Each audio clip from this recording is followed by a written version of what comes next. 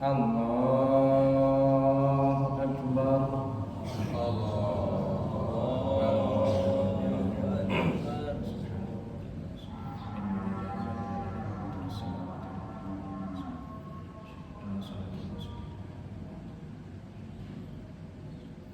Allahu Akbar.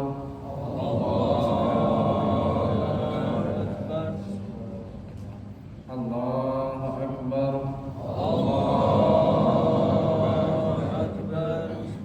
Allahu Akbar. Allahu Akbar. Allahu Akbar.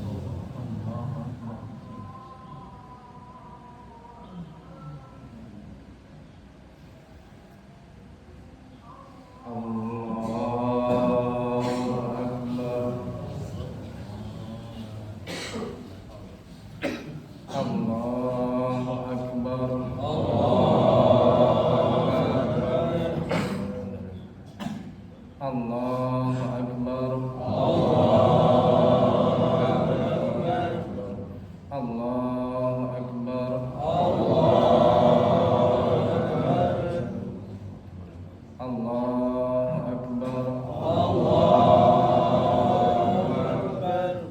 الله أكبر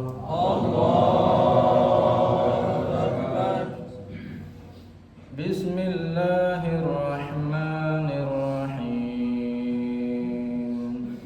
الحمد لله رب العالمين الرحمن الرحيم مالك يوم الدين إياك نعبد وإياك نستعين اهدنا الصراط المستقيم صراط الذين أنعمت عليهم غير المغضوب عليهم ولا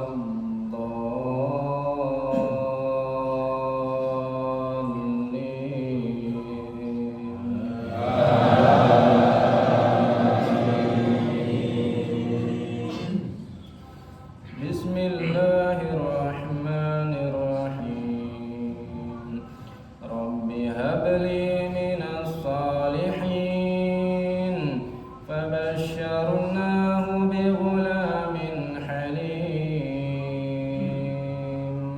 فلما بلغ معه السعي قال يا بني إني أرى في المنام قال يا بني إني أرى في المنام أني أذبحك فانظر ماذا ترى قال يا أبت افعل ما تؤمر ستجدني إن شاء الله من الصابرين فلما أسلما وتله للجبين وناديناه أن يا إبراهيم قد صدقت الرؤيا إنا كذلك نجزي المحسنين إن هذا لهو البلاء المبين وفديناه بذبح عظيم وتركنا عليه في الآخرين سلام على إبراهيم كذلك نجزي المحسنين إنه من عبادنا المؤمنين الله أكبر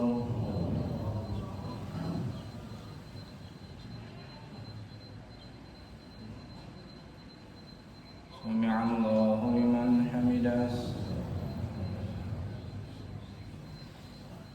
الله أكبر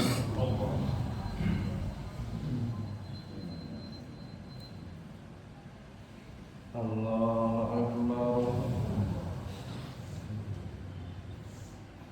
الله أكبر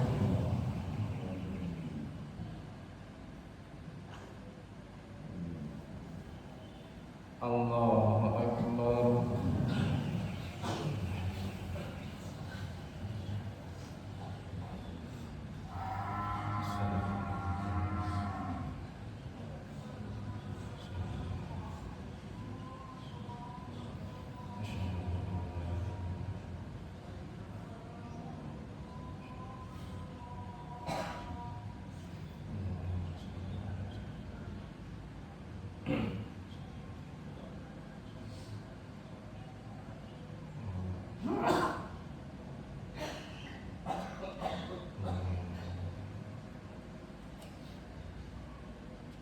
السلام عليكم ورحمة الله السلام عليكم ورحمة الله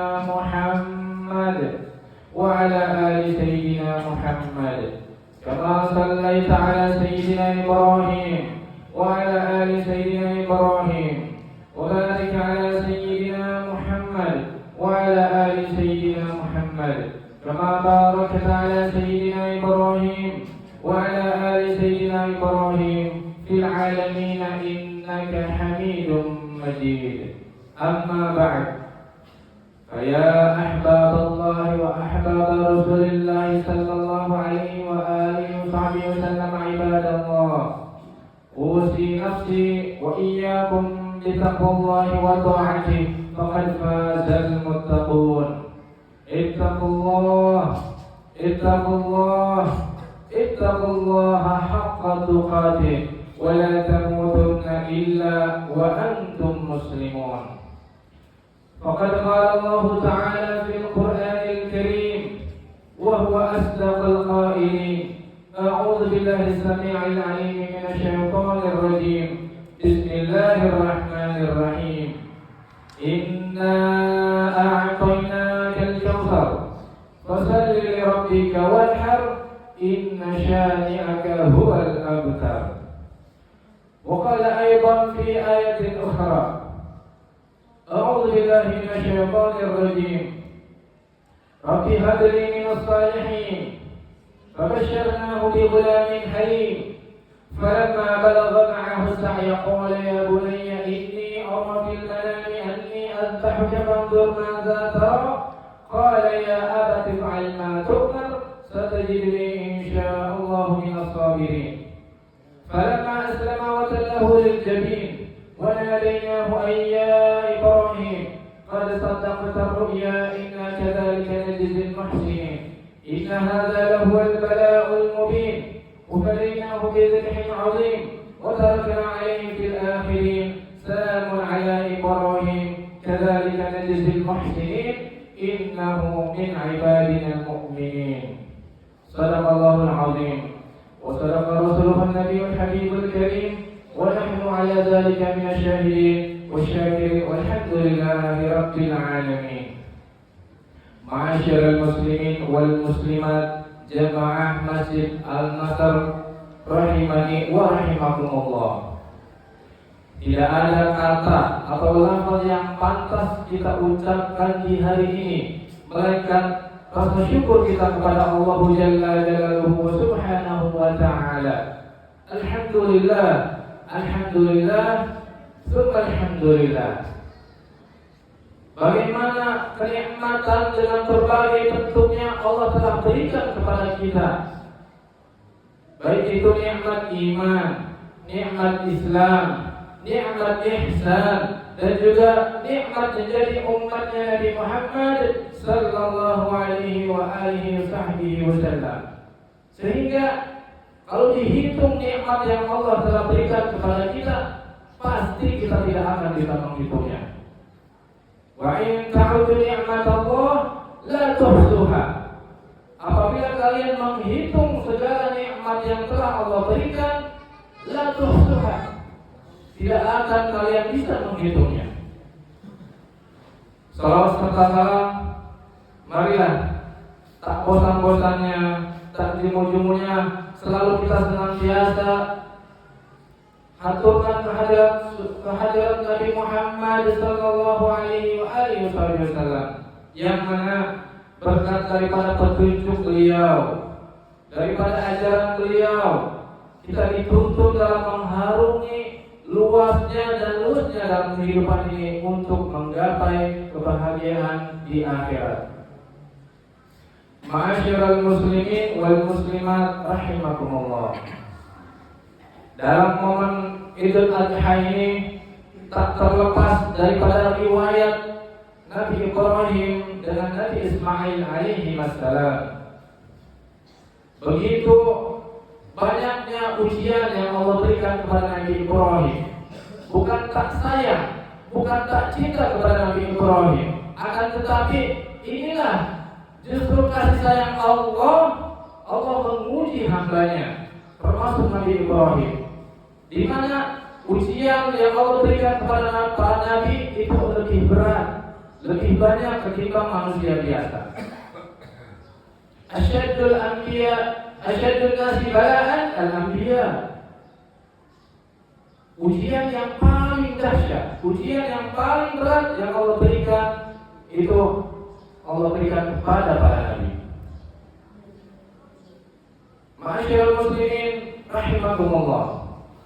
Mari kita jadikan kisah riwayat daripada Nabi Ibrahim dan Nabi Ismail alaihi wasallam menjadi pengingat, menjadi ibrah, pelajaran buat kita semua. Begitu banyak pelajaran yang akan didapat dari riwayat ini. Kita akan ambil minimal 3 poin yang akan kita pelajari, yang akan kita ambil ibrah di sana. Yang pertama, ketaatan. Yang kedua, keikhlasan. Dan yang ketiga, keajaiban. Yang pertama, ketaatan Nabi Ibrahim alaihissalam kepada Allah Jalla Jalaluhu Subhanahu wa ta'ala sudah tidak bisa diragukan lagi. Begitu ujian dirasakan oleh Nabi Ibrahim alaihissalam, ketika Nabi Ibrahim mulai dibakar oleh raja di saat itu, Raja Zalim, Raja Namrud. Tapi Allah Subhanahu wa ta'ala memberikan mukjizat, memberikan keajaiban. Api itu tak terasa panas, tapi api itu dirasakan oleh Nabi Ibrahim rasa dingin, sehingga keluar Nabi Ibrahim dengan selamat walafiat. Dalam bentuk ketaatan ini, Nabi Ibrahim diuji kembali ketika bertahun-tahun, hingga umurnya 86 tahun. Nabi Ibrahim tak diberikan anak, belum dikaruniai putra. Tapi tak bosan-bosannya beliau selalu melantunkan doa kepada Allah Subhanahu wa ta'ala, Rabbi habli minas salihin, Rabbi habli minas salihin, Rabbi habli minas salihin. Ya Rabb, berikanlah aku anak, termasuk anak-anak yang saleh untuk meneruskan aku. Itulah doa yang tak bosan-bosannya dilantunkan oleh Nabi Ibrahim. Tapi takdir berkata lain, Allah berkehendak lain, ingin menguji Nabi Ibrahim sehingga umurnya mencapai 86 tahun. Nabi Ibrahim belum dikaruniai anak pula. Kemudian istri beliau Siti Sarah ini merasa usianya semakin tua, yang mungkin secara sunatullah akan sulit untuk lahir kembali, untuk lahir atau melahirkan anak. Oleh karena itu, dengan kebijaksanaan Siti Sarah memerintah Nabi Ibrahim, memerintah suaminya untuk menikah dengan Siti Hajar. Singkat cerita, dengan istrinya Siti Hajar ini Allah karuniai anak yang bernama Nabi Ismail alaihissalam. Dan tak lama setelah itu Siti Sarah hamil yang melahirkan Nabi Ishak alaihissalam. Dari garis Nabi Ismail inilah nanti itu nasabnya Nabi kita Nabi Muhammad sallallahu alaihi wasallam. Jalur sanadnya atau jalur nasabnya ke Nabi Ismail alaihissalam. Ma'asyiral muslimin rahimakumullah.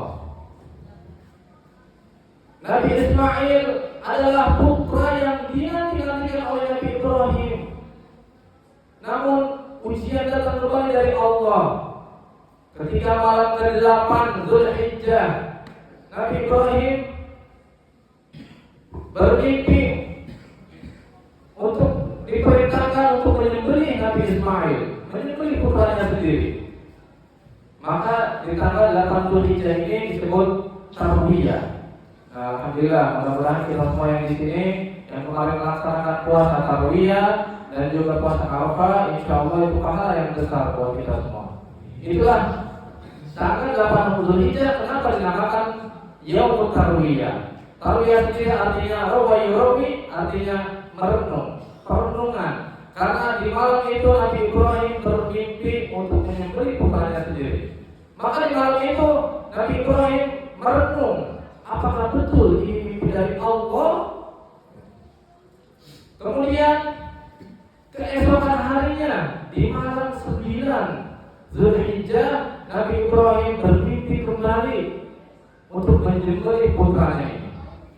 Maka di malam 9 ini dinamakan, di tanggal 9 Zulhijjah dinamakan Yaum Arafah, yang artinya Arafah yang mengetahui. Maka di malam itu Nabi Ibrahim baru mengetahui, baru memahami bahwasanya ini adalah perintah dari Allah. Betul ini mimpi. Dan kemudian keesokan harinya di malam 10 Zulhijjah, Nabi Ibrahim bermimpi kembali untuk menyembelih putra Nabi Ismail alaihissalam. Maka di tanggal 10 Zulhijjah itulah dinamakan Yaumun Nahar, yaitu hari penyembelihan. Dari situlah keluarga Nabi Ibrahim dengan Siti Sarah beserta Nabi Ismail adalah gambaran, cerminan keluarga yang begitu taat kepada Allah. Tak satu pun dari mereka yang membantahnya. Nabi Ibrahim begitu taatnya kepada Allah Subhanahu wa taala. Siti Sarah dan Siti Hajar begitu taatnya kepada Allah Subhanahu wa taala dan juga kepada suaminya. Nabi Ismail alaihissalam begitu taat kepada Allah Subhanahu wa taala dan taat kepada ayah dan ibunya. Ma'asyiral muslimin rahimakumullah. Ketika Nabi Ibrahim akan menyembelih Nabi Ismail, sudah dibawa ke suatu daerah namanya Mina.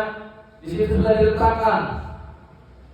Dan ketika akan disembelih, malaikat di langit bergemuruh bertakbir, Allahu Akbar, Allahu Akbar, Allahu Akbar. Dan suara gemuruh takbir dari para malaikat di langit ini didengar oleh Nabi Ibrahim. Dan kemudian dibalas atau dilanjutkan oleh Nabi Ibrahim, La ilaha illallah wallahu akbar. Kemudian dilanjutkan lantunan takbir ini oleh Nabi Ismail, Allahu akbar walillahil hamd. Itulah asal muasal takbir yang kita kumandangkan. Allahu akbar, Allahu akbar, Allahu akbar. Takbir dari malaikat. La ilaha illallah wallahu akbar. Takbir dari Nabi Ibrahim. Allahu akbar walillahil hamd. Takbir dari Nabi Ismail alaihi wassalam. Ma'asyiral muslimin rahimani wa rahimakumullah. Itu yang poin yang pertama, bentuk ketaatan Nabi Ibrahim. Sayyidatuna Sarah, Sayyidatuna Hajar dan Nabi Ismail alaihissalam begitu langsung sami'na wa ata'na, begitu perintah Allah datang. Tak ada sepatah kata pun membantahnya atau bahkan menyangkalnya. Tidak ada pertanyaan kenapa ya Allah harus disembelih, kenapa ya Allah, tidak ada kata demikian. Begitu taatnya keluarga mereka. Dan inilah kita harus jadikan ibrah. Bentuk ketaatan keluarga Nabi Ibrahim bukan hanya Nabi Ibrahim yang taat, tapi istrinya seorang yang salihah, seorang yang taat kepada Allah, taat kepada suaminya, dan juga mempunyai anak yang saleh, Nabi Ismail dan Nabi Ishaq alaihi wassalam. Taat kepada Allah, taat kepada ayahnya, taat kepada ibunya. Tak ada sepatah kata pun dari Nabi Ismail untuk menyangkal perintah dari Nabi Ibrahim. Tapi apa kata Nabi Ismail? Ya abadi, if'al ma tu'mar, satajiduni insyaallah minas sabirin. Wahai ayahku, if'al ma tu'mar, kerjakan apa yang telah diperintahkan olehmu. Kerjakan apa yang Allah perintahkan kepadamu, satajiduni insyaallah minas sabirin.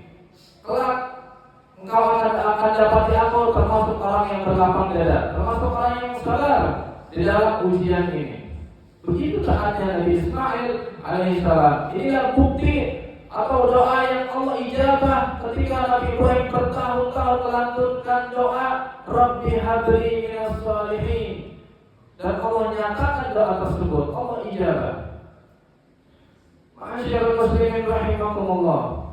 Yang kedua yang harus kita jadikan pelajaran dari kisah riwayat Nabi Ibrahim alaihissalam ini adalah keikhlasan. Ilmu dan amal akan sia-sia tanpa adanya keikhlasan. Inilah yang ditanamkan oleh Nabi Ibrahim, Nabi Ismail, Siti Hajar dan Siti Sarah. Tak ada ketidakriduan atau ketidakikhlasan dalam menerima perintah dari Allah. Tidak ada. Tidak ada kalimat pertanyaan kenapa, bagaimana, tidak ada pertanyaan itu semua. Tapi sami'na wa ata'na, kami mendengar dan kami taat akan perintah Allah Subhanahu wa taala. Inilah yang harus kita tanamkan, harus kita tiru dalam nilai keikhlasan. Sia-sia ketika pahala atau ketika ibadah kita kerjakan, ilmu ada, amal ada, bahkan rajin mungkin beramal, tapi di hatinya tanpa ada nilai keikhlasan, maka sia-sialah di sisi Allah. Tidak ada ganjaran pahalanya yang Allah berikan kepada kita. Maka janganlah kita sia-siakan jerih payah kita dalam ibadah. Bagi kawan-kawan kita, saudara-saudara kita yang sedang berhaji, mudah-mudahan diberikan keikhlasan di dalam hajinya dan mudah-mudahan diberikan haji yang mabrur dan mabrurah. Amin ya rabbal alamin. Inilah bentuk keikhlasan yang Nabi Ibrahim tanamkan. Keikhlasan pula termasuk pondasi dari 5 pondasi Thariqah Alawiyah yang digagas oleh Al-Zain Al-Muqaddam Al-Habib Muhammad bin Ali Ba'alawi. Nilai keikhlasan adalah salah satu pondasi daripada 5 pondasi Thariqah Alawiyah. Ma'asyiral muslimin rahimakumullah. Dan yang terakhir, pelajaran yang kita bisa ambil dari hikmah atau dari riwayat Nabi Ibrahim ini adalah keajaiban atau mukjizat yang Allah berikan kepada Nabi Ibrahim. Bagaimana logika kita tidak bisa menyerapnya, tidak bisa mengkonsumsinya dengan akal sehat, karena itu semua adalah anugerah dari Allah berupa mukjizat yang pasti di luar nalar, di luar akal. Bagaimana ketika akan disembelih Nabi Ismail, pisau sudah berada di lehernya, tapi dan kemudian Allah ketika itu menyuruh malaikat untuk mengambil kibas, mengambil domba di surga untuk menggantikan Nabi posisi Nabi Ismail alaihissalam. Dan seketika itu, ketika Nabi Ibrahim menyembelih dengan mata yang tertutup, ternyata sudah Allah ganti dengan kibas, dengan domba yang besar. Wa fadainahu bi dzibhin 'azim. Kami ganti kata Allah dengan domba atau kibas yang besar. Bagaimana ini di luar nalar, di luar akal. Maka ketika kita menghadapi persoalan demikian, maka modalnya adalah keyakinan, keimanan, percaya bahwa itu adalah satu mukjizat yang Allah telah berikan. Itulah anugerah yang Allah berikan kepada para nabi berupa mukjizat. Itu adalah salah satu daripada 5 makhluk yang tidak punya bapak, tidak punya ibu. Sayyidina Ali karramallahu wajhahu wa radhiyallahu anhu ditanya, ini Sayyidina Ali terkenal cerdasnya. Maka banyak sahabat yang kalau bertanya tentang masalah agama, ini pasti tanya ke Sayyidina Ali karena dikenal dengan kecerdasannya. Maka kata Nabi, kalau Rasulullah sallallahu alaihi wasallam, ada Madinatul Ilm wa aliyun babuha. Kata Nabi, aku itu kotanya ilmu dan Ali adalah pintunya ilmu. Kecerdasan Sayyidina Ali sudah tidak bisa dilakukan lagi karena diakui dan dipernyatakan oleh Nabi Muhammad sallallahu alaihi wasallam. Maka ketika itu ada sahabat yang bertanya kepada Sayyidina Ali, wahai Ali, adakah makhluk yang tidak punya bapak, tidak punya ibu? Karena kita dilahirkan ke dunia ini terikat dengan namanya sunnatullah, terikat dengan hukum sebab akibat. Tapi adakah makhluk yang tidak punya bapak, tidak punya ibu? Kemudian Sayyidina Ali menjawab, ya ada. Ada 5 makhluk yang Allah ciptakan di dunia ini tidak punya ayah, tidak punya ibu. Yang pertama, Nabi Adam alaihissalam. Itu yang pertama. Nabi yang tidak punya ayah, tidak punya bapak, tidak punya ibu. Kemudian yang kedua, Siti Hawa, istrinya Nabi Adam alaihissalam. Sayyidatuna Hawa ini tidak punya ayah, tidak punya ibu, tapi diciptakan dari tulang rusuknya Nabi Adam alaihissalam. Dan yang ketiga, ular yang Allah rubah dari pangkatnya Nabi Musa. Itu ular tidak punya ayah atau tidak punya induk, tidak punya bapak, tidak punya ibu. Itu ularnya Nabi Musa ketika pangkatnya Nabi Musa dirubah menjadi ular untuk memakan ular-ularnya Fir'aun laknatullah alaih. Yang ketiga, untanya Nabi Saleh. Ketika Allah memberikan mukjizat yang ditujukan untuk umatnya Nabi Saleh, yaitu Allah perlihatkan keajaiban, Allah perlihatkan mukjizatnya Nabi Saleh, yaitu unta yang bisa keluar dari dalam batu. Coba bayangkan, ini semua di luar logika, di luar nalar, di luar akal sehat. Kita hanya modal keimanan, yakin dengan seyakin-yakinnya, bi'aini yakin, mahakul yakin bahwasanya ini adalah mukjizat yang Allah berikan kepada Nabi Saleh alaihi salam. Dan yang terakhir adalah dombanya Nabi Ibrahim alaihi salam. Ketika menyembelih Nabi Ismail alaihi salam, Allah ganti dengan kibas atau domba yang Allah perintahkan malaikat untuk diambil dari surga. Inilah 5 makhluk yang tidak punya bapak dan tidak punya ibu. Ma'asyiral muslimin rahimakumullah.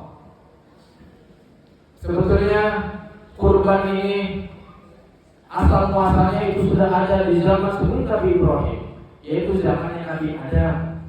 Itu sudah ada perintah kurban. Ketika Nabi Adam melahirkan dari pasangan Sayyidatuna Hawa, itu melahirkan selalu kembar, kembarnya laki dan perempuan. Selalu lahir laki perempuan pasangan, itu dinamakan saudara satu kandung, itu namanya.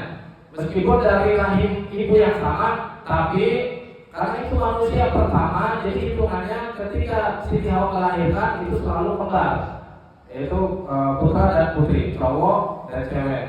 Itu. Kecuali satu, yaitu Nabi Syekh. Nabi Syekh alaihi salam itu lahir hanya sendiri, tunggal, dan inilah Nabi Syekh nanti akan menggantikan Habil, saudaranya.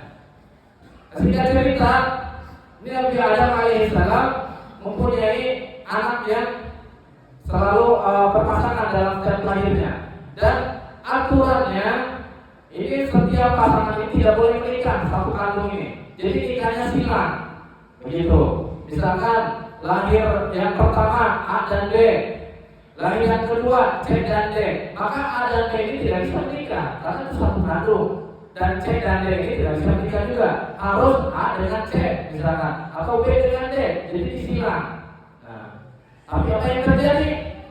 Ada satu pasangan, katakanlah pasangan pertama bernama Habil dan pasangannya yaitu Labuda, dan satu lagi Qabil, pasangannya Ikrimah. Maka Qabil ini tidak bisa menikah dengan Ikrimah, dan Habil ini tidak bisa menikah dengan Labuda. Tapi Qabil inilah sejarah manusia pertama yang menentang orang tuanya. Maka jangan mentang-mentang orang tuanya bernasab mulia terus dia sombong. Ini satu pelajaran untuk kita. Meskipun orang tuanya seorang nabi, yaitu Nabi Adam, tapi ternyata ada anaknya yang menentang, membangkang perintah orang tuanya. Inilah sejarah pertama anak yang menentang atau durhaka kepada orang tuanya, yaitu Qabil. Qabil ini harusnya menikah dengan Labuda, tapi karena Labuda ini parasnya, wajahnya tidak secantik Ikrimah, yang mana Ikrimah itu saudara kandungnya, maka dia ingin menikah dengan saudara kandungnya Ikrimah, itu Qabil ini.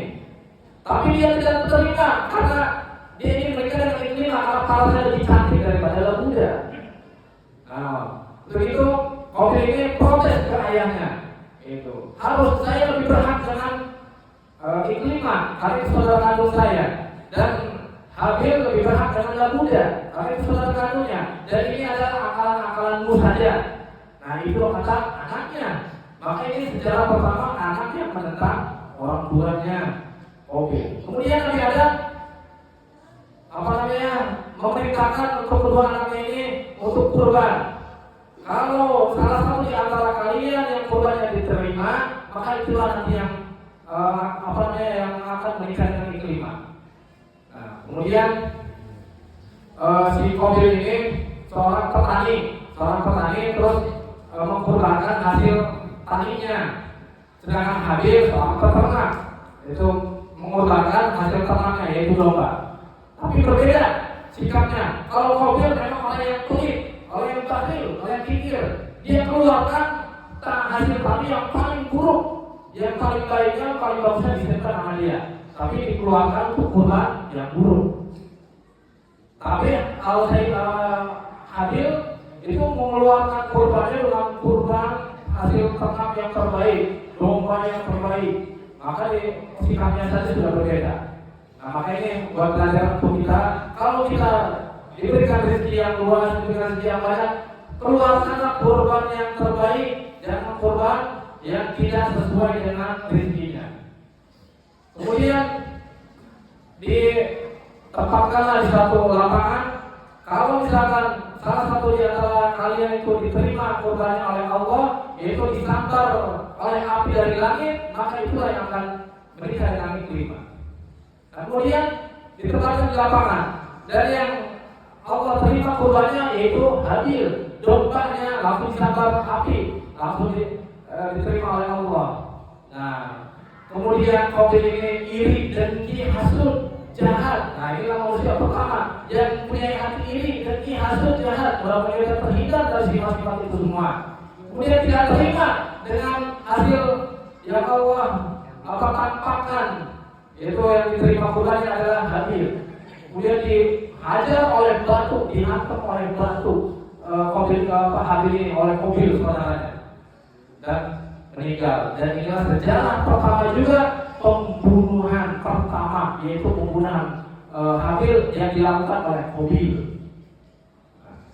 Itulah hikmah yang bisa kita ambil, bahwasanya banyak sekali cerita atau riwayat. Ini riwayatnya sekali, riwayatnya bukan dongeng, tapi riwayat yang harus kita jadikan ibrah, kita jadikan hikmah, kita jadikan pelajaran untuk kita semua, agar hidup kita romantis dalam berkeluarga, hidup kita taat kepada Allah, hidup kita penuh dengan keikhlasan, dan juga hati kita harus percaya dengan segala yang Allah berikan berupa mukjizat kepada para nabi. Mudah-mudahan kita semua selalu diberikan sehat walafiat, diberikan kekuatan dalam ibadah, diberikan kekuatan dalam mencari ilmu agama, dan juga bukan hanya beribadah, tapi kita harus tanamkan nilai keikhlasan lillah wa fillah, bukan karena manusia itu semuanya. Amin ya. Amin ya rabbal alamin. Barakallahu li wa lakum fil Qur'anil azim, wa nafa'ani wa iyyakum bima fihi minal ayati wa dzikril hakim. Taqabbalu minkum tilawatahu innahu huwas samiul alim. Aqulu qawli hadza fastaghfiruhu innahu huwal ghafurur rahim.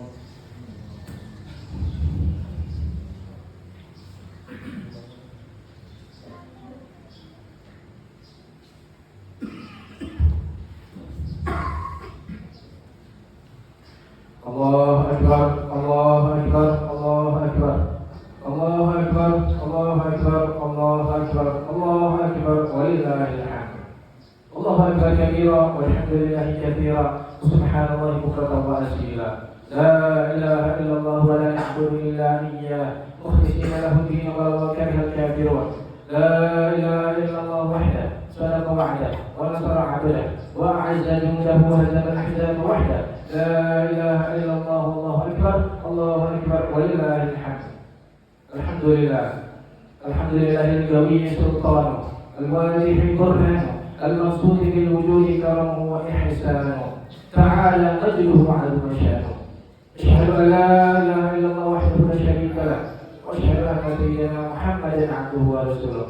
اللهم صل على سيدنا محمد صلاة تطيب لنا بها الأعمال، وتزيل بها عن جميع الأسقام والأخطار، وتدر بها علينا رزق المدرار، وتقضي لنا بها جميع الأوطار، وتشفع لنا بها عند الله في دار الدنيا ودار القرار، برحمتك يا غفار يا قهار، وعلى آله وصحبه وسلم. أما بعد، فيا عباد الله، أوصي نفسي وإياكم بتقوى الله وطاعته، فقد فاز المتقون.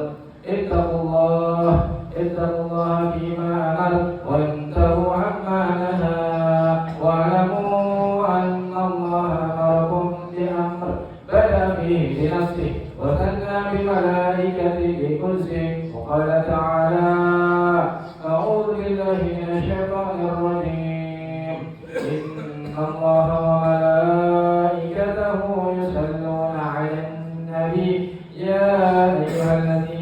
آمنوا صلوا عليه وسلموا تسليما. اللهم صل على سيدنا محمد وعلى آل سيدنا محمد وعلى أنبيائك ورسلك والملائكة المقربين. وارض اللهم عن الخلفاء الراشدين سيدنا أبي بكر سيدنا عمر وسيدنا علي وسيدنا عثمان وسيدنا علي رضي الله عنهم وكرم الله وجههم، وعن بقية الصحابة والتابعين وتابع التابعين لهم بإحسان إلى يوم الدين. وارض عنا معهم برحمتك يا أرحم الراحمين. اللهم اغفر للمؤمنين والمؤمنات والمسلمين والمسلمات. اللهم أعز الإسلام والمسلمين وأذل الشرك والمشركين. اللهم اغفر لأمة سيدنا محمد. اللهم ارحم أمة سيدنا محمد. اللهم اجبر أمة سيدنا محمد صلى الله عليه وآله وصحبه وسلم. اللهم ادفع عنا الغلاء والبلاء والوباء والزلازل والسيوف المختلفة والشدائد والمحن ما ظهر منها وما بطن عن بلدنا إندونيسيا وفلسطين ولبنان وإيران ويمن وسائر البلدان المسلمين عامة يا رب العالمين. ربنا لا تزغ قلوبنا بعد إذ هديتنا وهب لنا من لدنك رحمة إنك أنت الوهاب. ربنا هب لنا من أزواجنا وذرياتنا قرة أعين واجعلنا للمتقين إماما. ربنا تقبل منا إنك أنت السميع العليم وتب علينا إنك أنت التواب الرحيم. ربنا آتنا في الدنيا حسنة وفي الآخرة حسنة وقنا عذاب النار. عباد الله إن الله يأمر بالعدل والإحسان وإيتاء ذي القربى وينهى عن الفحشاء والمنكر والبغي يعظكم لعلكم تذكرون. فاذكروا الله يذكركم واشكروا على نعمه يزدكم ولذكر الله أكبر والله يعلم ما تصنعون. السلام عليكم ورحمة الله وبركاته.